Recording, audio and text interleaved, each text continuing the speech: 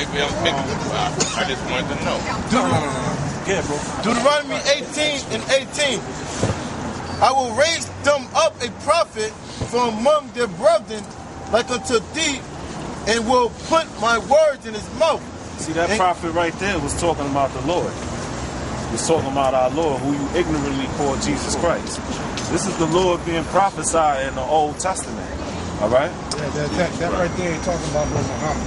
That garbage that the Nation of Islam been talking, these 5%ers been talking, it's nothing but garbage. That's not talking about Muhammad. So what's the truth? The prophets are Israelites. You want to know what the truth? I'm going to show you what the truth is. I'm glad you right there. What's the I'm glad you truth? said that. Because now, this is a Quran. You acknowledge that? This is a Quran right here. Yeah. You don't have no problem with that, right? Yes. You want to authenticate it? Yeah, I read it before. Okay, you read it before. So now, let's read something up out of here. All right. Let's go to the, we're going to go to the second surah, the book of Kal. Okay. Right here, you see it? Surah 2, the book of Kal. We're going to read the 122nd verse. Okay. Now, it says, O children of Israel, wait a minute, it's talking about the children of Israel. This is Quran, right? O children of Israel, call to mind my favor, which I bestowed on you, that I made you excel the nations. Now, wait a minute, that's right there in the Quran. What do you mean by excel the Excel the nations, meaning the Most High made Israel to be above the nations. And it even makes mention of that here in the Quran. So that there's no reason to even deal with this. Now, another thing with this. You said you read this, right? Some of it. Some of it. Okay, cool. You read some of it. Now, if you really do some deep study on it, you're going to find out that the ones that set the Quran up and set Muhammad up were actually Israelites. As hard as it may sound, it was Israelites. These Israelites were the ones that founded and started the Catholic Church. It was Israelites. It wasn't the white man that started and founded the Catholic Church. It was Israelites that started and founded the Catholic Church. And these were wicked Israelites. Because just like among anything, you got righteous and you got wicked. Among Israel, there's righteous Israelites and there's wicked Israelites. There were wicked sun-worshipping ass Israelites who founded the Catholic Church. And at that time, it was the Crusades. You know what the Crusades was about, right? The Crusades was basically, if you want to call it, the Christians fighting against the Arabs to get back control of the motherland, Jerusalem. Jerusalem is the motherland, not Africa. Get Galatians, the 4th chapter. Now, during the Crusades, what happened was the church fathers, which were Negroes, they were Israelites, they were Negroes. During that time, Jerusalem, our homeland, was controlled by the Arabs. How did that happen? Because prior to that, in 70 AD, when General Titus and Vespasian brought down the armies of the Roman Empire on Jerusalem, they burned the temple down to the ground, where Solomon's temple once stood. They burned it down to the ground, and the only remnant of the temple that was left was the western wall of the temple. But everything else was burned down. So we were chased out of Jerusalem, and as refugees, we ran into Africa, running from the Romans. So with the Arabs, the Ishmaelites ran up into Jerusalem and claimed it for themselves after we were run out of there by the Romans.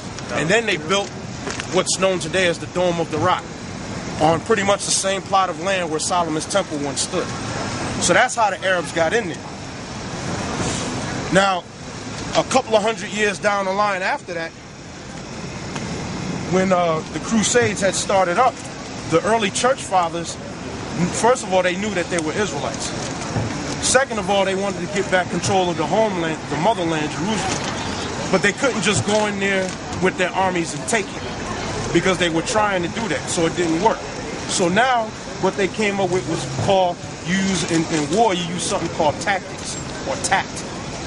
The tact that they used was to set up a philosophy to enslave the Arabs and then regain control of Jerusalem, and what happens, it backfired on them. The early church fathers, going back to a man named St. Augustine of Hippo, who was a Negro, black man like me and yourself. St. Augustine of Hippo is the man that basically the Quran was written off of. He wrote 2 books. One was called Confessions, the other one was called City of God.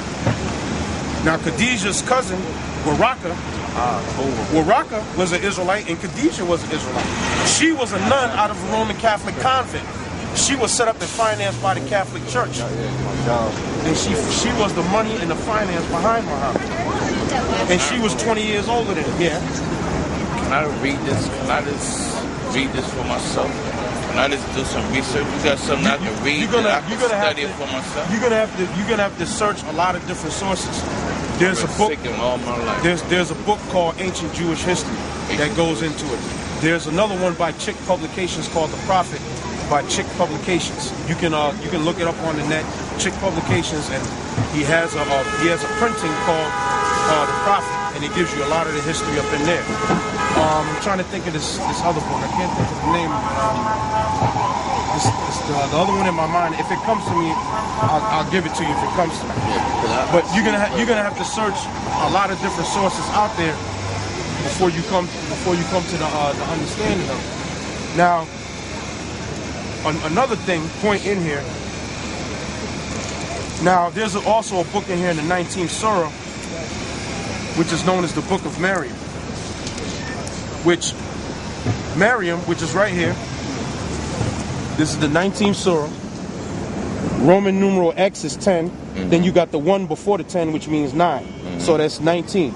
This is the 19th Surah called the Book of Maryam. Now, Maryam is the Arabic way of saying Mary.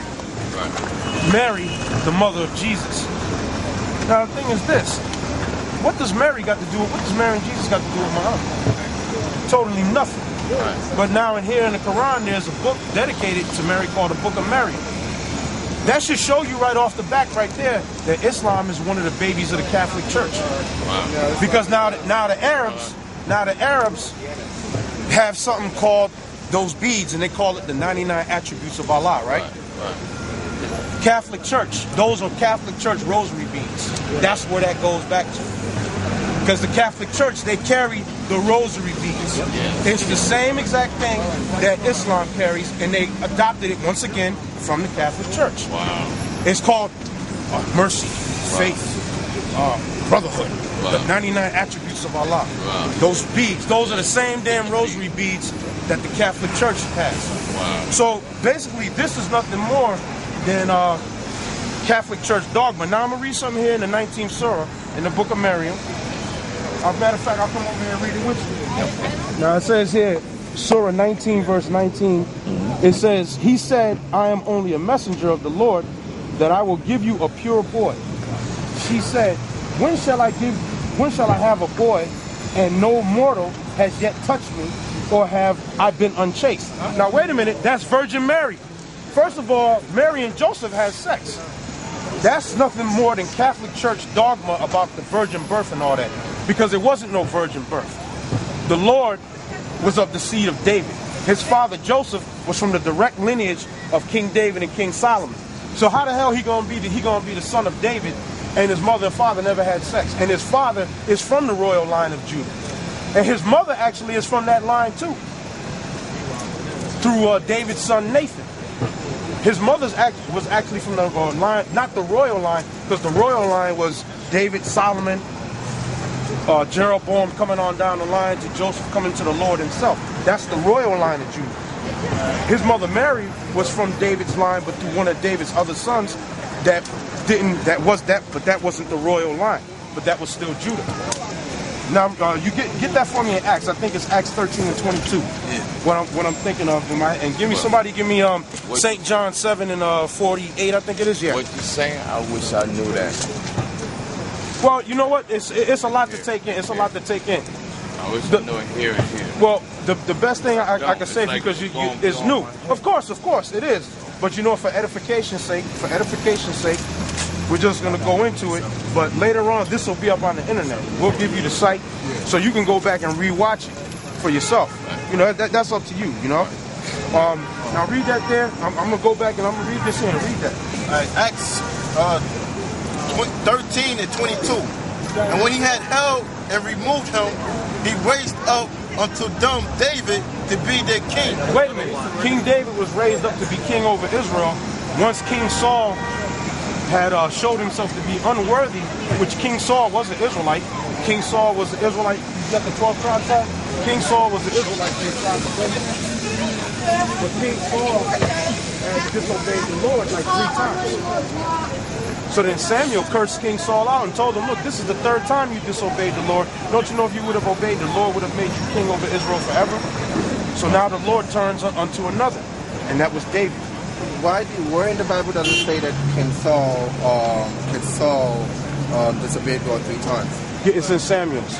You find it for me? Yes. Find it for me in Samuel's? Find it for me in Samuel's, man. How do you call it? This is Saul. The Israelites were going to fight against the Philistines. Yeah. And someone told Saul that, wait, why are you videotaping me? Someone told Saul that, wait, I'm going to the Lord and I'm going to hear the word of the Lord and come back and then tell you. Saul and the Israelites were waiting, and then they had the Philistines panted, and then he shook. He wanted to show the Israelites something. You know, human beings have the courage of wanting to see something to believe. You got the scripture? So you found it? This is what happened. No. The one I called for. It's in Samuel. With Saul in Samuel's. So what I'm talking about in Samuel. Set up, and then they made sacrifices unto the Lord. And then someone came, and someone asked Saul that, what is it that you just did? Did I not tell you, wait on me before you do anything? And then that was when someone told him that obedience is better than to sacrifice. It was the one time that Saul disobeyed the Lord, and he said that because of what you've done, the kingship of Israel was going to come from your bloodline. Hold yours, man. The Lord rejected Saul. Yeah, when the Lord rejected Saul. 1 Samuel 15. You have to read up a little bit above it and read into it. Okay. 1 Samuel. Go to 10. Right. 1 Samuel 15:10.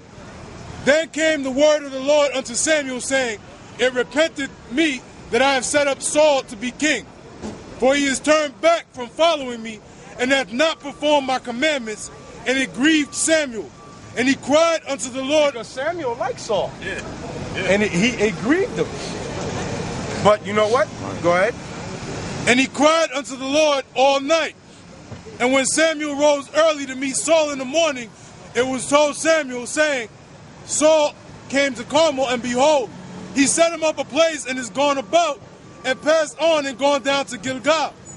And Samuel came to Saul, and Saul said unto him, Blessed be thou of the Lord, I have performed the commandment of the Lord.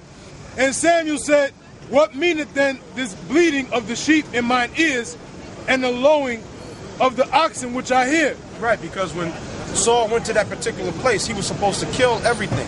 He wasn't supposed to take no spoil. But here it is. That's why Samuel said, well, wait a minute, why is it I hear the sheep? Why is it I hear the sheep then? What is it I hear these sheep now? He took a spoil when he wasn't supposed to. He was supposed to burn everything. So now, go ahead. And Saul said, They have brought them from the Amalekites. For the Amalekites, which the Amalekites today is who you see walking up and down the street dressed like Abraham Lincoln and all black. That's so. First of all, you ain't controlling nothing up here. Right. We dealing with the story here. If you don't like it, leave. No, the point if you don't like it, you leave. That's the point. That's the point. If you don't like it, leave. We reading the story. You're not dictating nothing here. If you don't like it, walk your monkey ass up the block. Take your monkey ass up the block. Go ahead. For the people spared the best of the sheep and of the oxen